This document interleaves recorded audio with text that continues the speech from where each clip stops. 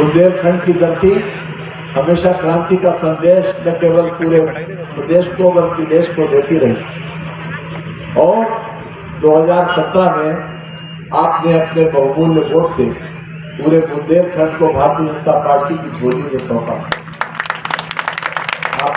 आपको जानकारी होगी कि हमने सुशासन की वादा किया था, हमने कानून व्यवस्था बेहतर देने का वादा किया था और हमने ये भी कहा था न गुंडा राज न भ्रष्टाचार, अब की बार भाजपा सरकार। और अगर आप इसका मूल्यांकन करेंगे तो आप इसे अक्षरशः सही पाएंगे। 2017 से पहले उत्तर प्रदेश में कितने बड़े पैमाने पर गुंडा राज था।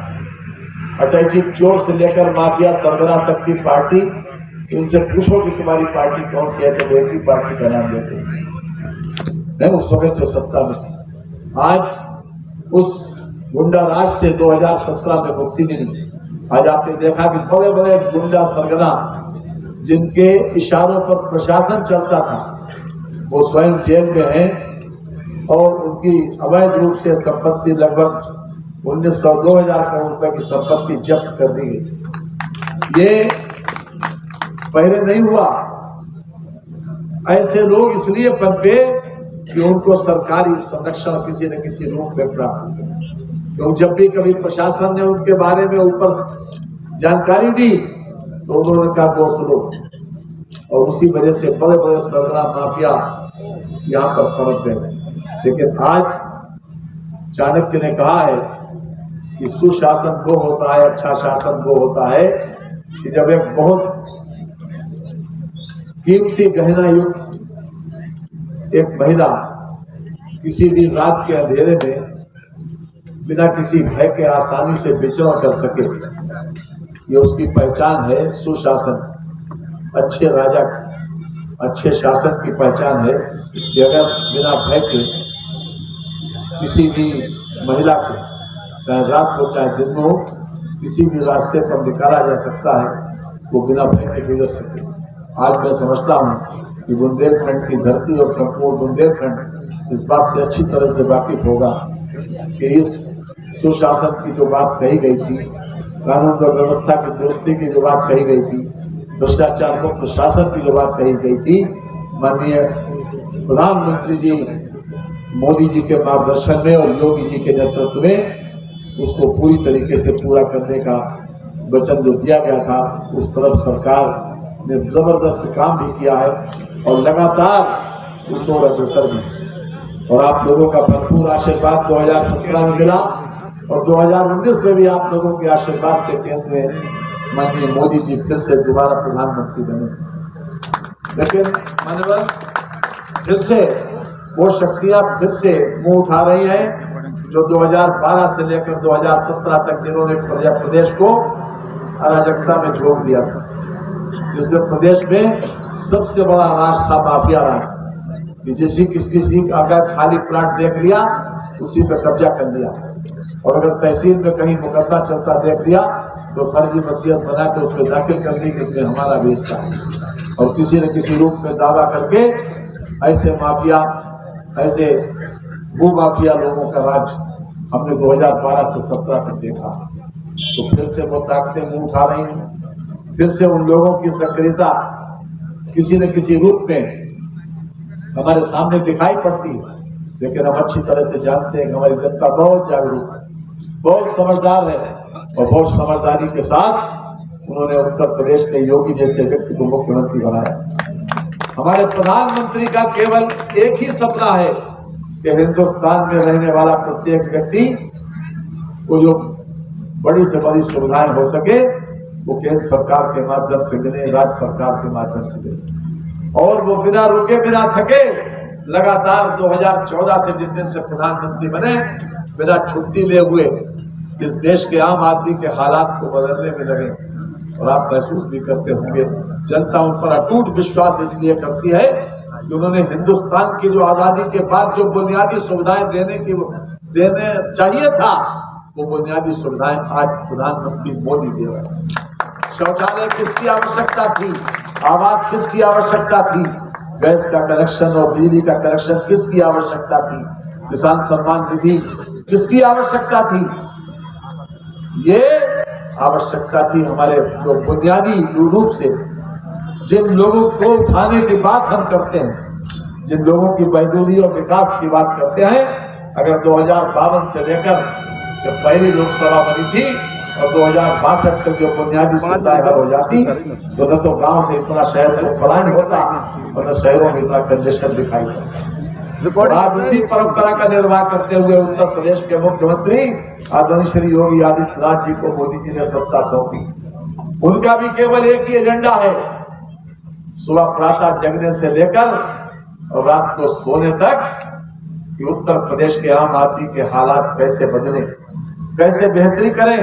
और आपको जानकारी होगी अच्छी तरह से कि प्रदेश की कानून व्यवस्था को बेहतर करने में जो उनका बड़ा योगदान रहा, उसी का ये परिणाम है कि 3 लाख करोड़ का विदेशी और देशी इन्वेस्टमेंट आज उत्तर प्रदेश में आया, जिसमें से 66,000 करोड़ रुपए का इन्वेस्टमेंट जमीन पर उतरकर उस पर प्रोडक्शन स्टार्ट हो गया। आज हर तरफ विकास दिखाई पड़ता है। 296 किलोमीटर लंबी पूर्वांचल बुंदेलखंड जो एक्सप्रेस वे वो बन रहा है, इसका काफी निर्माण हो भी चुका है। बहुत जल्दी आपके सामने उसका लोकार्पण होगा। अभी हाल ही में पूर्वांचल एक्सप्रेस वे का लोकार्पण हुआ, उसमें कई स्थानों पर हमने हवाई पट्टी भी बनवाई। आज जितनी भी कनेक्टिविटी है, क्योंकि विकास का सबसे पहला मापदंड यही है कि हम कम्युनिकेशन सिस्टम और ट्रांसपोर्टेशन सिस्टम को स्ट्रांग करें। आज हमारा ट्रांसपोर्टेशन सिस्टम जबरदस्त स्ट्रांग हो रहा है कि एक दूसरे से क्षेत्र से कनेक्टिविटी कितनी बड़े पैमाने पर बढ़ रही है।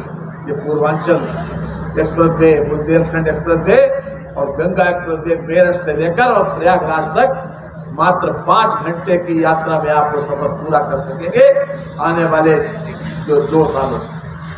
594 किलोमीटर का गंगा एक्सप्रेस वे 18 दिसंबर को माननीय प्रधानमंत्री मोदी जी शाहजहांपुर से इसका शिलान्यास करने जा रहे हैं। ये किस लिए हुआ? ये इसलिए हुआ ललितपुर में आपको मेडिकल कॉलेज मिला। 14 मेडिकल कॉलेज दूसरे चरण में स्वीकृत हुए थे। जब आजादी से लेकर और 2016 तक मात्र 12 मेडिकल कॉलेज थे। 12। आज मुझे बताते हुए खुशी है 31 मेडिकल कॉलेज माननीय योगी जी की सरकार में 7 मेडिकल कॉलेज का संचालन किया। 9 मेडिकल कॉलेज अभी हाल ही में प्रधानमंत्री जी ने लोकार्पित किए और 14 मेडिकल कॉलेज का शिलान्यास लगातार चल रहा है। 6 का हो चुका, 8 का इसी महीने हो रहा और उनका निर्माण प्रारंभ हो गया। ये किसकी देन है? ये देन है आपके वोटर। जो आपने वोट दिया उसी का ये प्रतिफल है कि माननीय मोदी जी और योगी जी सत्ता में बैठे। आपके वोट की ताकत को सही तरीके से इस्तेमाल होने का जो वादा किया था, उस वादे को पूरी तरीके से अक्षरशः निभाने के लिए दोनों लोग प्राणपण से जुटे हुए हैं। उनका अपना कोई निजी एजेंडा नहीं है। सुबह से शाम तक केवल एक एजेंडा है कि हिंदुस्तान के आम आदमी को उसकी आमदनी कैसे बेहतर हो और आम लोगों की सुविधाएं कैसे बढ़े। ऐसा शासक जिसका निजी एजेंडा न हो और वो जनता के लिए पूरी तरीके से समर्पित हो, जिसने अपने पुराने कार्यकाल में बेहतर किया हो, बेहतर परिणाम दिया हो, आगे आने वाले समय में उसी का अधिकार भी बनता है कि एक बार फिर से उसको मौका दिया जाए। इसलिए मित्रों, आज के इस समय में इस मंच से मैं विशेष रूप से कहता हूं कि वो ताकतें फिर से जो मुंह उठा रही हैं, उनकी अगर भाषा सुनेंगे। कोरोना की महामारी से जब पूरा प्रदेश देश रो रहा था, हमारे प्रधानमंत्री जी ने वैक्सीन बनाई। हिंदुस्तान में पहली बार देसी वैक्सीन बनी और पूरे देश के सामने वैक्सीन जब उन्होंने प्रस्तुत की तो हमारे एक बहुत बड़ी पार्टी के नेता ने कहा कि ये वैक्सीन तो भारतीय जनता पार्टी। आपको मालूम है कि उससे कितना बड़ा नुकसान हुआ। लोग, हमारे ग्रामीण क्षेत्र में होने वाले लोग, होने वाले किसान उस बयान को सुनकर लोग समझते थे कि पता नहीं ये वैक्सीन लोगों की आबादी को कम करने में लगा दी। लोगों को किसी न किसी रूप से इम्पोर्टेंट बना दे। तरह तरह की अफवाहें बाजार में फैल गई, तरह तरह की अफवाहें जमीन पर आ गई, क्योंकि एक बयान दिया था उन्होंने, ये वैक्सीन भारतीय जनता पार्टी की। ये इस बयान ने कितना बड़ा नुकसान किया। आज उनसे पूछिए कि कोरोना में जो मौतें, हम तो लगातार इस बात पर लगे रहे कि मौत न हो, लोगों को कोरोना से प्रभावित न होना पड़े, और जो प्रभावित हो तो उनको ठीक प्रकार से समय पर रहते हुए इलाज मिल जाए। और दूसरी तरफ एक बयान ने न मालूम कितने लोगों को मौत के गले में, मौत के कगार तक पहुंचाया। और बाद में उन्होंने क्या किया, उनके पिताश्री ने भी वैक्सीन ली और उन्होंने भी उस वैक्सीन को धारण किया।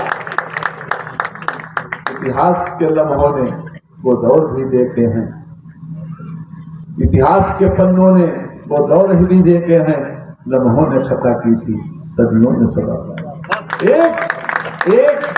एक बयान ने कितना कहां पहुंचा दिया। आज वो जिन्ना की वकालत करते हैं, जिन्ना की।